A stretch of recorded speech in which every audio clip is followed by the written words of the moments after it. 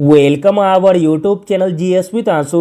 Bihar SI PT के लिए set practice कराया जा रहा है, जिसमें आज हम लोग सेट नंबर 30 को लगाने वाले हैं। इससे पहले सेट नंबर 1 से 29 तक ऑलरेडी करा दिया गया है। जो लोग नहीं देखे हैं तो वो लोग प्लेलिस्ट चेक कर सकते हैं।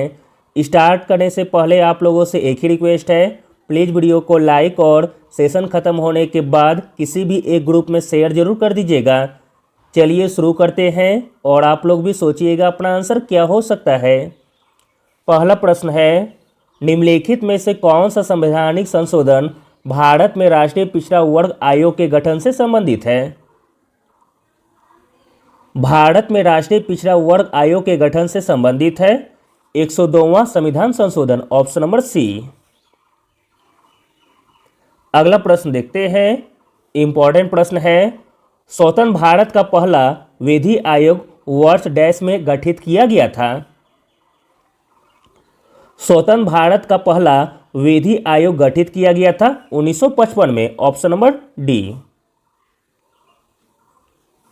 स्वतंत्र भारत के पहले विधि आयोग का गठन वर्ष 1955 में किया गया था।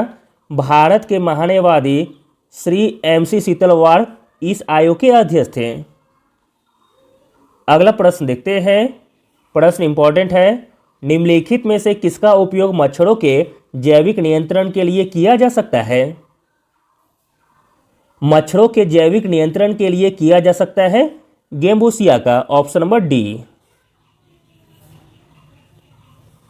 गेम्बूसिया का उपयोग मच्छरों के जैविक नियंत्रण के लिए किया जा सकता है। गेम्बूसिया एक मछली प्रजाति है जो मच्छरों के लार्वा को खाती है। अगला प्रश्न देखते हैं, मोस्ट इंपॉर्टेंट प्रश्न है, मोहम्मद गौरी को पराजित करने वाले पहले शासक कौन थे?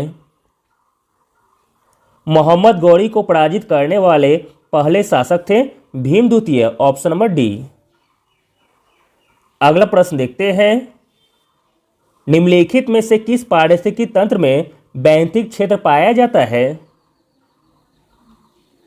बैंथिक क्षेत्र पाया जाता है जल पारिस्थितिकी तंत्र में, ऑप्शन नंबर सी। अगला प्रश्न देखते हैं, इंपॉर्टेंट प्रश्न है, किसने कहा पृथ्वी हर आदमी की जरूरत को पूरा करने के लिए पर्याप्त है लेकिन हर आदमी की लालच नहीं? तो दोस्तों इस कथन को कहने वाले थे Mahatma Gandhi, option number C. Mahatma Gandhi ने कहा था पृथ्वी हर आदमी की जरूरत को पूरा करने के लिए पर्याप्त है लेकिन हर आदमी की लालच नहीं। अगला प्रश्न देखते हैं, इंपॉर्टेंट प्रश्न है, धर्म की स्वतंत्रता का अधिकार भारत के संविधान के किस अनुच्छेदों में निहित है? इंपॉर्टेंट प्रश्न है, धर्म की स्वतंत्रता का अधिकार निहित है अनुच्छेद 25 से लेकर अनुच्छेद 28 तक, ऑप्शन नंबर सी। अगला प्रश्न देखते हैं, निम्नलिखित में से किस वायसराय ने अगस्त 1940 में भारतीयों को अगस्त प्रस्ताव के रूप में जाना जाने वाला एक प्रस्ताव दिया था? तो दोस्तों वह वायसराय थे लॉर्ड लिंथिगो, ऑप्शन नंबर डी। अगला प्रश्न देखते हैं, भारत में वीर सावरकर अंतर्राष्ट्रीय हवाई अड्डा कहाँ स्थित है? भारत में वीर सावरकर अंतर्राष्ट्रीय हवाई अड्डा स्थित है पोर्ट ब्लेयर में, ऑप्शन नंबर ए। अगला प्रश्न है, निम्नलिखित में से कौन सा देश यूरेनियम का सबसे बड़ा उत्पादक है? यूरेनियम का सबसे बड़ा उत्पादक देश है कजाकिस्तान, ऑप्शन नंबर ए। अगला प्रश्न देखते हैं, इंपॉर्टेंट प्रश्न है, निम्नलिखित में से किस देश को कॉफी के पौधों की उत्पत्ति माना जाता है?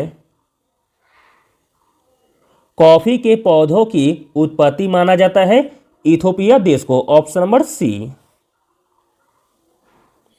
अगला प्रश्न देखते हैं, निम्नलिखित में से कौन सबसे अधिक सूक्ष्म प्रतिरोधी फसल है? इसमें सबसे अधिक सूक्ष्म प्रतिरोधी फसल हो जाएगी ज्वार, ऑप्शन नंबर ए। अगला प्रश्न देखते हैं, इंपॉर्टेंट प्रश्न है, निम्नलिखित चार्टर अधिनियमों में से किसने बंगाल के गवर्नर जनरल के पदनाम को भारत के गवर्नर जनरल में बदल दिया? तो दोस्तों वह चार्टर अधिनियम था 1833 का चार्टर अधिनियम, ऑप्शन नंबर बी।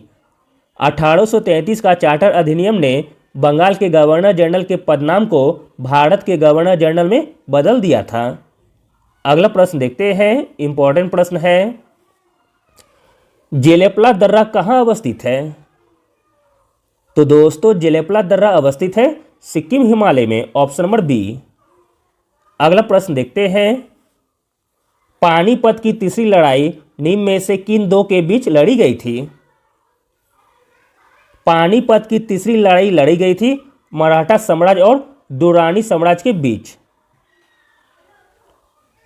पानीपत की तीसरी लड़ाई 14 जनवरी 1761 को मराठा और दुर्रानी साम्राज्य के अहमद शाह अब्दाली के बीच हुई थी।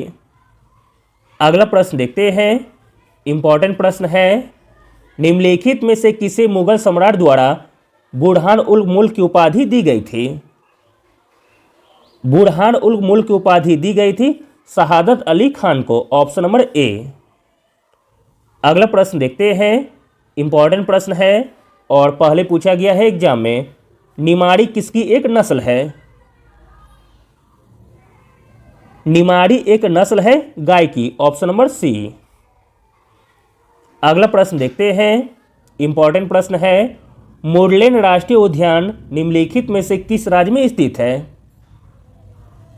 मुरलेन राष्ट्रीय उद्यान स्थित है मिजोरम में, एम से मुरलेन और एम से मिजोरम। अगला प्रश्न देखते हैं, चंद्रयान 2 के प्रक्षेपण के समय इसरो के अध्यक्ष कौन थे? चंद्रयान 2 के प्रक्षेपण के समय इसरो के अध्यक्ष थे के सिवन, ऑप्शन नंबर बी। अगला प्रश्न है, जाग्रोस पर्वत कहाँ स्थित है? जाग्रोस पर्वत स्थित है ईरान में, ऑप्शन नंबर ए। अगला प्रश्न देखते हैं, उदयपुर वन्यजीव अभयारण्य निम्नलिखित में से किस राज्य में स्थित है? उदयपुर वन्यजीव अभयारण्य स्थित है अपना प्यारा बिहार राज्य में, और बिहार राज्य में कहा तो पश्चिमी चंपारण में। अगला प्रश्न देखते हैं, इंपॉर्टेंट प्रश्न है, निम्नलिखित में से कौन तीसरे जैन तीर्थकर थे? तीसरे जैन तीर्थकर थे संभवनाथ, ऑप्शन नंबर सी।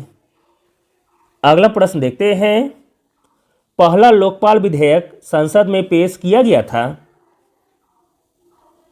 पहला लोकपाल विधेयक संसद में पेश किया गया था 1968 को, ऑप्शन नंबर सी। अगला प्रश्न देखते हैं, इंपॉर्टेंट प्रश्न है, हाल ही में किस भाषा की प्रसिद्ध लेखिका शिव शंकरी को वर्ष 2022 का सरस्वती सम्मान मिला है? तो दोस्तों तमिल भाषा की प्रसिद्ध लेखिका शिव शंकरी को वर्ष 2022 का सरस्वती सम्मान मिला है, ऑप्शन नंबर ए। अगला और अंतिम प्रश्न देखते हैं, हाल ही में जारी हुई वर्ष 2023 की वर्ल्ड हैप्पीनेस रिपोर्ट में भारत को कौन सा स्थान मिला है? दोस्तों इस प्रश्न का आंसर आप लोगों को बताना है कमेंट में। देखते हैं किनका आंसर सही होता है। Thank you.